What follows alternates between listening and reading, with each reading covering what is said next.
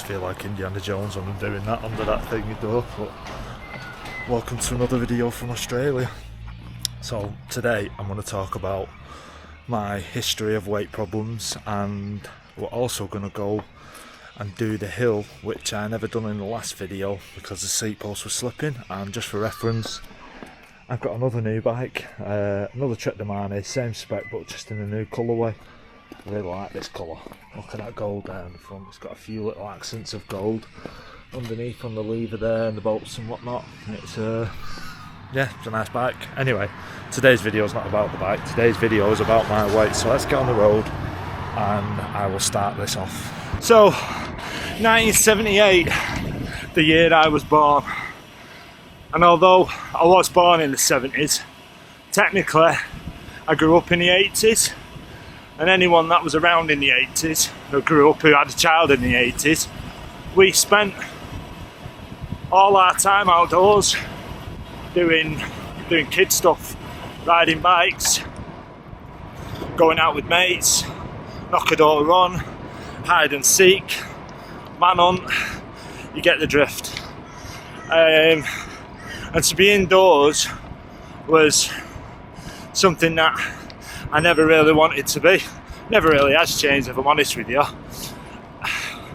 However, in saying that, around meal times, I couldn't leave the table until I'd finished my tea.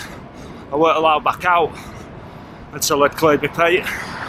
And I am not putting this on my mum and dad, but shoveling the food down rather than taking my time and eating was something that I never done. I just got it down my neck so I could get back out and go and play with my mates. Like I said, from the moment I opened my eyes in the morning, I was outdoors, and I was like that throughout my life. And I weren't an overweight kid, but I imagine that if I was around today with what kids have today, with Xbox and whatnot, then yeah, I definitely would have been. It's just at that point in my life I was burning more calories than I was eating. Although I was never a skinny kid, I always had good size. But yeah, that carried on up until being, well, until I was about 16, 17. My relationship with food was just shovel it down me and get out and go and be with my mates. Although I always did have this greedy side of me, so whenever my mum used to get chocolate biscuits and anything tasty, I'd be in there and shoveling it down my neck, because although we were a poor family, our budget was tight, and yeah, I was just a greedy kid, but never fat. And things changed with that when I started earning my own money, which, let me get out through this junction and I will tell you about that. What an absolute stunning morning. I don't know if that's picking up the mist on that field. Honestly, I feel so lucky to be out there. Right, get through these lights and I will, let's jump to my late teenage / 20s. Up until the point of becoming a dad.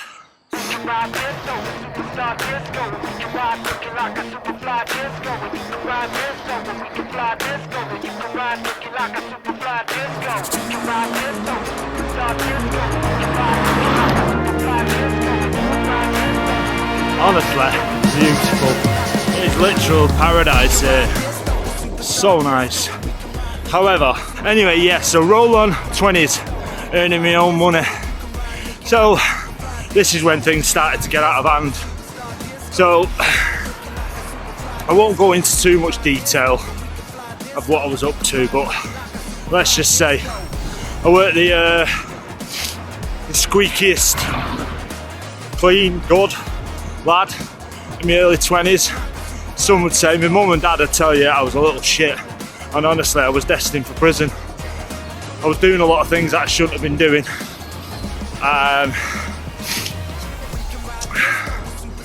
And one of them was my relationship with cannabis, which I haven't touched in a very, very, very long time, but in my early 20s I did. And any of you who've had any kind of relationship with cannabis will understand the munchies it gives you. So it was just a catastrophic fuck up for my diet, because whenever I got hungry, which was all the time, I was ordering takeaways, curries, burgers, pizzas, kebabs. I was coming home from work and not cooking for myself and just ordering something, and looking back on it, it felt like the majority of my income got spent on takeaways, and that's when my weight started increasing. First time I noticed it, I'd gone out and bought a new shirt to go out with mates and wore it once, and then I come to wear it again a few weeks later and it was too tight, and I was convinced that my mum had shrunk it in the wash, but no, it was me ballooning up, and that didn't stop there either. So it got to the point that when my daughter was born, my weight actually escalated to 21 stone, which I weren't happy about at all. But I realised at that point, being a dad, that I had to get my weight down, and that's when the weight loss started. My first round of weight loss started. I managed to drop my weight down from 21 stone to 14 stone, and that was over a period of, well, it was Christmas time that I weighed myself, and I went on holiday in the August with my partner at the time and my daughter. I didn't have the boys at that point, and I got down, I think it was 14.5 stone. Felt really good, but the problems were still there around my eating. I'd kind of reduced the cannabis at that point, but I still weren't fully off it. Like I've said, it ain't something I'm proud of, but I feel it's a story that I need to get off my chest, and hopefully some of you can relate to this. But yeah, it's not something I'm proud of. However, all what I've been through in the past has brought me up to the person who I am now. So I'm going to get to the start of this hill, and at the top of the hill I will tell you about where I'm currently at with my weight, because it did balloon back up again. It seems to be a comfort blanket for me, food. Whenever I go through anything bad, I reach for the biscuit tin or the kebab shop, whatever you want to call it. So I'm just at the bottom of Baines Road. I think it's called Baines Road. It'll be popping up here if it's not. And yeah, this is the scene of the crash just up there, which that's not about that today. But last time I was here, I weighed myself in the May and I was 186 kilos. So from the last scene, from that point all throughout my life, I put my weight back on, and I just yo-yoed throughout my life. Just like I said, it always seems to have been my comfort blanket. However, since I started cycling seriously about 4 years ago, I was cycling before that, but since I started taking it a bit more serious, I've kind of been able to maintain my weight. I've been walking proof that you can't out-train a bad diet. I don't care what anyone says, literally you can't out-train a bad diet. If your diet's crap, no matter how much cycling you're doing, you will not lose weight.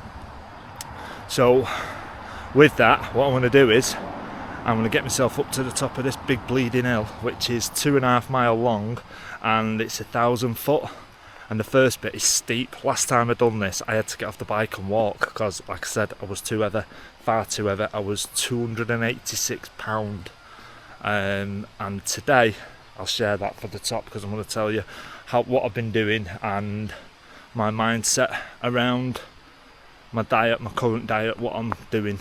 I don't like to call it diet, but my nutrition, let's say. Right, but with that, let's get up to the top of this big bleeder, because yeah, I'm going right up into the jungle. And for reference, this is where we're literally about 5 miles away from where I'm a Celebrity's filmed. Yeah, let's do this. So that's what I've got to tackle. It's not too bad once you've got this bit out of the way, as you can see, and it's just nice and gradual all the way up. Let's do it. This is going to hurt this a lot, especially trying to hold it all in my mouth. 1,700 people in my mouth. With that, if you'd like to subscribe, honestly, highly appreciated. Let's do this.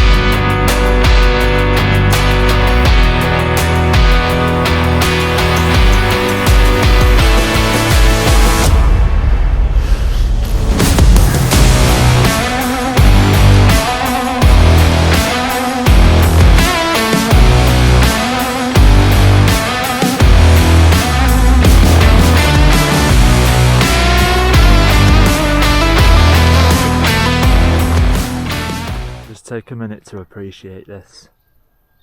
Well worth the effort getting up here. Absolutely beautiful. So nice. I've spent a few minutes cooling down. I've just FaceTimed one of my mates, Ian, just to share this with him. Anyway, right, so I could go way further depth on diet and stuff, but yeah, childhood, ate what I want, everything else as I've all talked about. Then I got into my teenage/20s and my diet went out of control, and then since then diet has just been whenever I've gone through any kind of stress or bad times, eating has been my comfort blanket. But since I took up cycling's become my comfort blanket, so it's a thing that helps me deal with stress. But one thing I've never been able to do is out-train a bad diet. So I was last here in 2023, as I've already said, and in the May after I got back, I weighed 286 pounds, and as of today, right now, I weigh 231.2 pounds, so I've lost 55 pound in 2 years, pretty much to the day, which doesn't sound like a lot. However, in saying that, the bulk of that has come since having a chat with my mate Sean. So Sean, who you've seen on the channel, is a life/dating coach, and he's got a wealth of knowledge in terms of mindset and diet and physiology. He was a PTI in the army for I don't know how many years. He's seen how much power I had and was really impressed, and we just sat down and started having a chat, basically coming up. And I don't know whether he'd done it, but he talks about reprogramming people's minds with the way he talks to them. And it got into my head in terms of thinking, right, now's the time, I've got to drop this weight. So how have I actually done it? So we come up with a plan of losing 2 kilos a month, which took me to May, where I'll need to be at 100 kilos for the Fredway, and we're currently 8 weeks out. And as of today, this morning, I was 104.5 kilo, so I've got 2.5 kilo, I think that's the numbers anyway, that I've got to lose in that time. Obviously I'm here in Australia. So how have I done it? Well, I've obsessed over it. And I don't care if people say it's a bad thing. I couldn't give a monkeys, if I'm quite honest with you. But I weigh myself daily, and I'm still weighing myself daily here while I'm here in Australia. Because the thing is, with weighing myself daily, it actually gives me an opportunity to react to when the weight's going up, or can sit and I can think actually you had quite salty food yesterday, so you're probably carrying more water than normal, or I've had a real hard training session, so my muscles are fatigued and sore and they're swollen, so that's carrying more weight. And then I take the average over the week.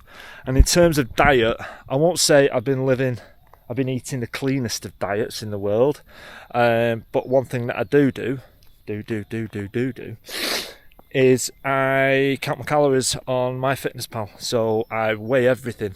So at work, I've got scales there, I've got scales at home. Admittedly, I'm not doing it while I'm here because I don't want to impose that on the people who we're staying with. However, at home, I do count my calories, and as a result, I have dropped a significant amount of weight.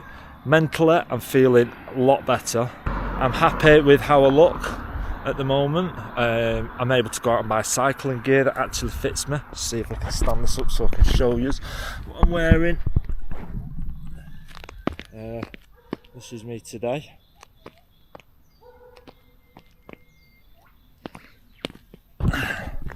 And it's nice being able to go into a shop and buy clothes that fit me. It's also nice being able to set an example to my kids, because I have not been the greatest example. And as a dad, that's something I feel like as a parent I should have been doing many years ago, instead of setting the bad examples with overeating and comfort eating. It's not good at all. But yeah, at this moment in time, I'm extremely happy with myself and what I've achieved, and as a result of that, I'm able to get up hills like what I've just done. And some of you will have seen on the channel that I've been doing quite a few steep hills recently. I've done the Rake, Doghouse Lane, Mytham Steeps. I'm setting PRs everywhere on the bike. Admittedly, that's not all down to weight loss, because I'm a firm believer in that you don't need to be the lightest rider in the world. You've just got to have a good power to weight ratio. So my watts per kilo at the minute is sitting at around 3.22, but that's based off an old FTP test, which I'm going to do an FTP test while I'm here, which I will film, and I know the hill that I'm going to do it on, but I'll save that for that video.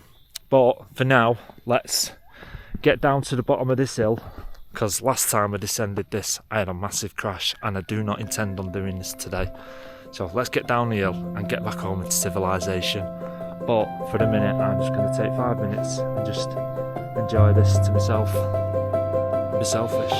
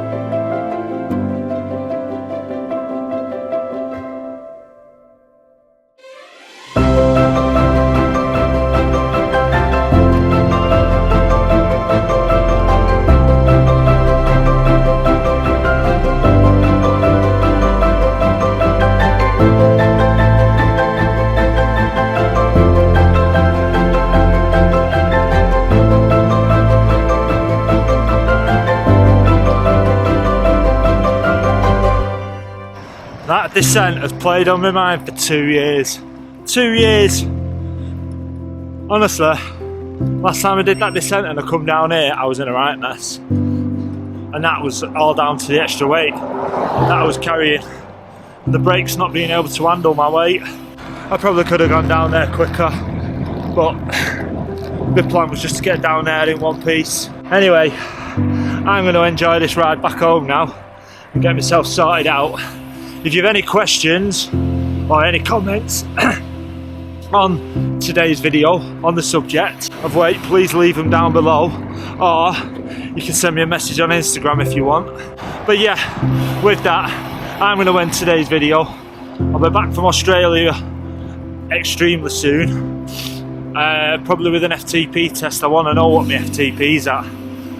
And yeah, and as always, take care, ride safe, and I'll see you in the next one. Bye guys.